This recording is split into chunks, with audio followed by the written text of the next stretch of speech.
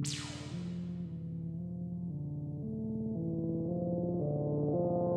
1995, a curious fellow by the name of Mike Markham attempted to build a time machine in the porchway of his home in Stanberry, Missouri. His invention consisted of a mysterious machine with inner workings he had concocted in his mind, all centered around an electrical Jacob's ladder. His device used a modified compact disc laser, which reduced air resistance between the two poles, although it included an unusual arc when turning on the device.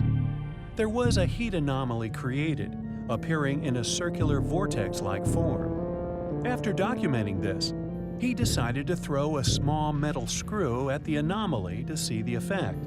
He claims that he witnessed the object disappear for about a half a second, then reappeared a few meters away.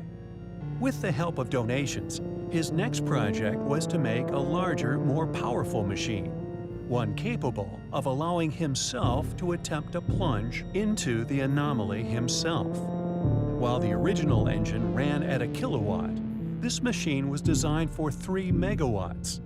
Also, Markham installed a rotating magnetic field, similar to those used by the U.S. military in the Philadelphia experiment.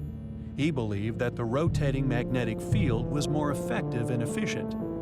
His undertakings predictably gained public notoriety, and he had appeared in the media discussing his invention and indeed intentions. Art Bell had Mike on twice.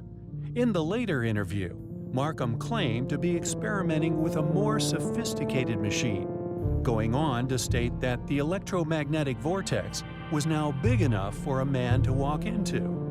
Then, in 1997, he disappeared and was never seen again.